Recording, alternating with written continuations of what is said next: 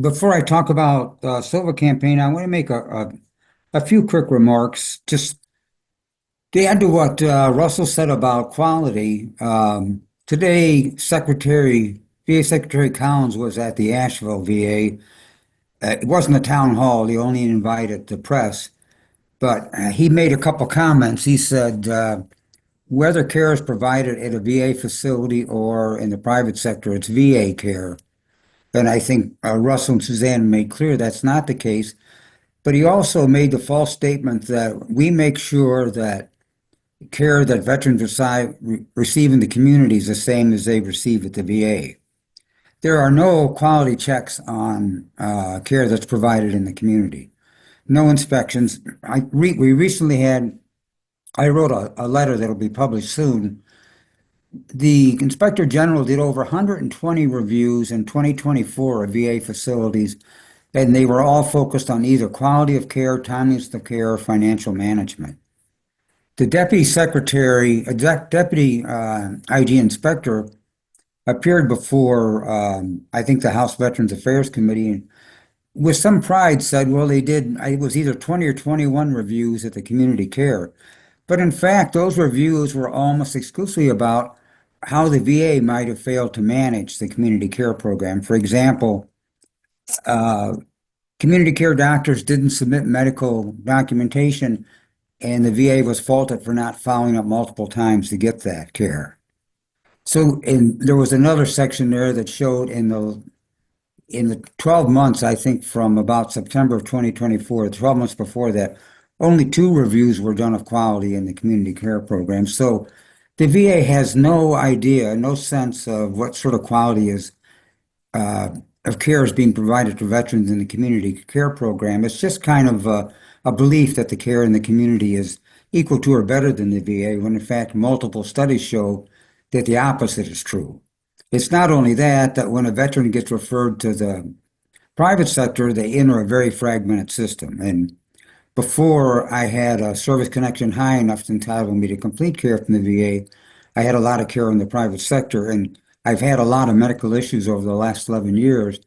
And I can tell you that the VA system is completely different than the private system, where your primary care doctor refers you to a specialist. That information doesn't get back to the primary care doctor. You see another specialist. There's no coordination between those two specialists, no review of your medication list.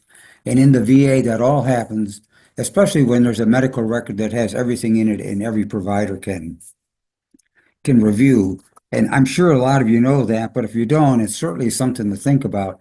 If you look on VHPI's website, you can see a list of studies that have been done that show the quality of VA care compared to private sector care. I want to talk a little bit about the Save Our VA project. It has been around for a long time. The current iteration is about 5 years old. That started in 2020 at a meeting in a conference in DC that where we did a lobbying effort and formed the VA steering committee. And there are a number of people on it. Currently, the primary people who do work for the Save Our VA campaign are Jeff Roy, me, and Arlis Herm. And of course, Suzanne is on that, and she does a lot of work both for SOVA and for VHPI. I mean, she and Russell write an incredible number of articles. They write statements for the record for Congress. Russell often travels to Washington to testify. But the kind of things that we do in the Save Our VA campaign is a number of things. We have tried to establish contact with members of Congress, primarily the staffers of these members who have who work on Veterans Affairs, and particularly those who are on the House and the Senate Veterans Affairs Committee. We frequently send them emails or contact them about issues that are of importance. For example, the Access Act. We'll write to them, excuse me, write to them about that and try to have a dialogue with them. We are going to Washington again at the end of April, first part of May, and Jeff Roy is now setting up meetings with members of the Senate and the House Veterans Affairs Committee so we can meet with mostly their staffers Only a few of the Congress people have met with us. Last time, Takano did, actually met with me and talked with me for about 25 minutes. And usually all you get with anybody is about 20 minutes, so I was quite impressed. We have conducted a number of training sessions. Susanna and I did a number some years ago of VFB chapters all across the country to talk about Save Our VA. We recently did a Zoom call with a Seattle chapter. Tomorrow night, I'm going to talk to the North Carolina chapter of Common Defense, and we're doing this tonight. We also, one of the primary things we do is we publish a tri-weekly update, and that covers primary issues, often lists articles that are published by Suzanne and Russell, other people in VHPI, or other articles that we found. But in each one, almost in each one, we produce what's called a call to action, and that's actually a letter to your congressional staff. I think the next one that's going to come out is on the Access Act. And it's a very easy thing to do. So if you go on, and I post at the Save Our VA website, and actually all you have to do is just put Save Our VA into any search engine, click on it, it will take you right to the website, and you can look on the right-hand side, it'll say calls to action. And so if you go to that and you look at the letter and you agree with it, all you have to do is put in your name and some other contact information. It will automatically be sent to the appropriate people. So if you live in North Carolina and the district I live in, for example, it will go to Chuck Edwards, who's my representative, and then the Senators Budd and Senator Tillis. You don't have to do anything other than fill that out and the letter is sent. We do ask that everybody just take a minute in the beginning to write something about themselves, as simple as, I'm a veteran. Or what I usually write is, I'm a Vietnam veteran and I received my health care services at the VA Asheville. Something like that personalizes a letter, and we've been told that research shows that congressional staff pay a lot more attention to a letter that has some personal information in it than a letter that doesn't. And it only takes a minute to add that. The whole process won't take any more than 2 or 3 minutes to send the letter. We have 1,000 people signed up for our updates, but we're lucky to get 250 letters.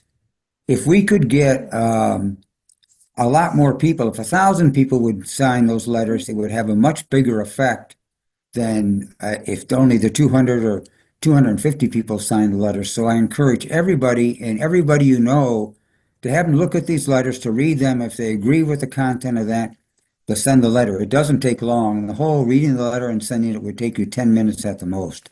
It's a simple thing to do, but it's an effective way to contact Congress. So those are the kind of things that we do.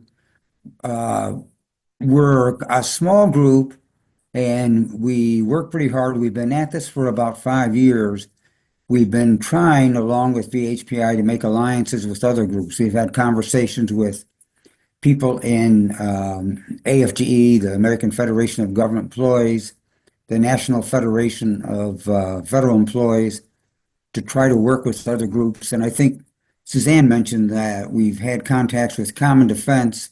Also, Vote Vets has started a program to help defend the VA. And what seems to be happening now, and I think Suzanne tried to make this point, is that there's a groundswell of opposition to what's happening to the VA, and it's a little bit late. I hope it's not a day late and a dollar short, because we've been trying for a long time to alert people to the danger to the VA, but now people are actually seeing it.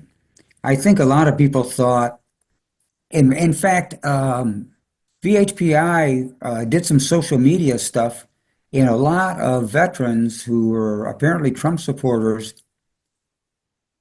thought that Trump would never do this to them. Their response to our warning about what could happen to the VA was, well, but that'll never happen. I think now many of them are starting to see that, in fact, it is happening. And like Suzanne said, the point is not to say to them, Trump's a bad guy, or I don't like Trump, or I told you this was going to happen, that see what you did by voting for him. The point is to say, what's going on here is bad for veterans, and we need your assistance without engaging them on potentially on other sorts of issues, because the point for trying to save the VA is to get veterans and the veteran community and the friends of veterans mobilized to tell Congress, particularly, that what's going on here is not right, is not fair to veterans. I always try to make to the point to people that if we're going to have 600 or 700 bases overseas and we're going to constantly send people into harm's way, and during Iraq and Afghanistan, people were getting 3, 4, 5, 6 tours of duty in combat zones. If you're going to do that to people, you can't balance the budget on the back of veterans. You can't say, well, now we're not going to take care of these veterans. And if people say it's expensive, my response is that's the cost of having a huge military industrial complex and being involved in so many conflicts around the world. If you don't want to spend so much money on veterans care, don't have the kind of military we have and don't become involved in so many conflicts. But as long as they're going to do that, those who answer the call to duty have to be taken care of afterwards. Veterans are not toy soldiers. They're not to be thrown away when you're finished with them. They're to be taken care of when they have problems. And I want to make one more point about this Project 2025 that a lot of people may not realize and that is a real threat. Part of what the people who've written Project 2025 and people involved in this believe is that the only service connection that veterans should get should come from some kind of physical wound. You're injured in combat, somehow in the service, you hurt your back, and that can actually be physically shown. The other sorts of things that people get service connection for, PTSD, exposure to Agent Orange, cancers that come from Agent Orange, prostate cancer, cardiac conditions, all the things that will come from burn pit exposure, traumatic brain injuries. Unless you can show an absolute direct connection between what happened in the service to you and the condition you have, you should not be entitled to service connection. Now, maybe that'd be prospective, but maybe not.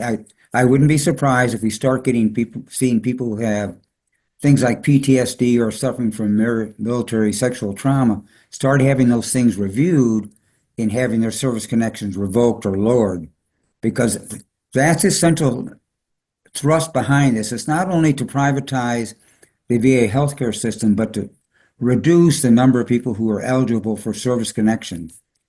And your eligibility for service connection has a big influence on whether you're eligible for VA care or not, and whether you have to make co-pays or not, or whether you get complete coverage. So it's a threat not just to VA healthcare, it's a threat to this whole system that has been developed to take care of veterans. And one last point, so I worked for the VA for 30 years. When I started working for the VA, the criticisms that the VA faced were warranted. It was not a first-class healthcare system. Starting in the 80s, and starting particularly with Undersecretary of Health Ken Kaiser, the VA underwent an incredible transformation from not being a top-quality healthcare system to being the best healthcare system in this country.